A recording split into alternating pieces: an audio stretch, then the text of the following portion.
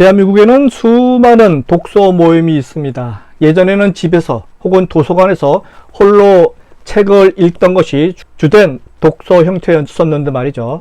최근에는 함께 모여서 책을 읽는 것이 트렌드입니다. 그것도 조용한 공간이 아니라 맥주 파티를 하거나 테크노 음악이 막 나오는 그런 클럽 같은 데에서 함께 독서를 하는 트렌드가 진행 중에 있습니다.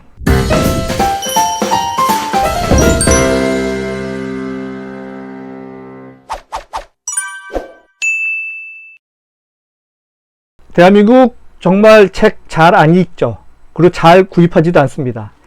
근데 어떻게 이런 시끄러운 곳에서 그것도 여러 명이 모여서 독서를 할 수 있을까요? 저 같은 꼰대 입장에서는 처음에는 이해하기가 정말 힘들었습니다. 그런데 자세히 생각해 보니까 어느 정도 이해는 가더라고요. 남에게 독서하는 인간임을 알려주고 싶은데 딱히 좋은 이벤트는 없을까? 라는 생각을 가진 젊은 친구들이 많더군요. 책은 안 팔리지만 독서는 팔리는 세상입니다. 일명 리딩 파티라고 하는 것이 독서 모임의 주 트렌드가 되고 있습니다. 새로운 문화 경험, 꼰대가 보면 깜짝 놀랄 일이지만 Z세대에게는 놀이 문화인 셈이죠. 이런 리딩 파티는 영화관에서도 진행된다고 하니까 더 놀랍지 않은가 생각이 들고, 물론 가져간 책은 다 다르죠. 각자. 단지 외부의 빛과 소음이 통제된 공간 영화관에서 자신만의 독서에 몰두하는 것이죠. 푹신하면서 등받이 조절 기능까지 있는 의자, 그 영화관에서 함께 책을 읽는 공간으로 변신을 하게 됩니다. 사실 이런 새로운 독서 문화는 한국이 처음이 아니고요. 미국 뉴욕에서 시작됐다고 합니다.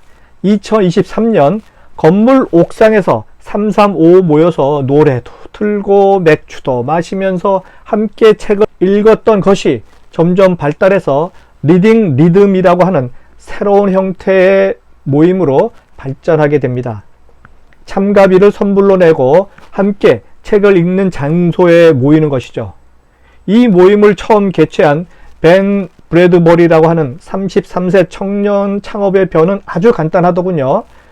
집에서도 요가를 혼자 할 수 있지만 굳이 돈을 내고 요가 수업에 참여해서 함께 요가를 하죠.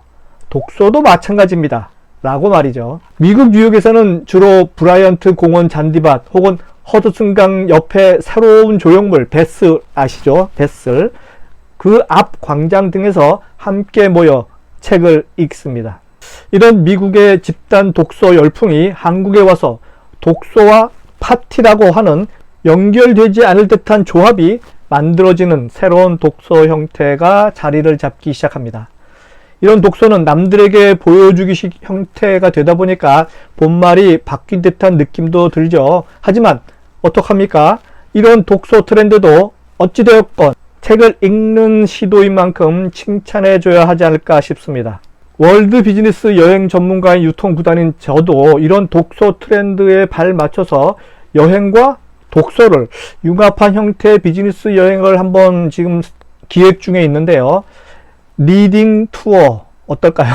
조만간 유통구단이 기획한 리딩 투어에 참가할 분은 미리 댓글로 예약을 해 주시기 바랍니다. 일단은 가까운 일본 도쿄 리딩 투어를 기획을 하고자 하는데요.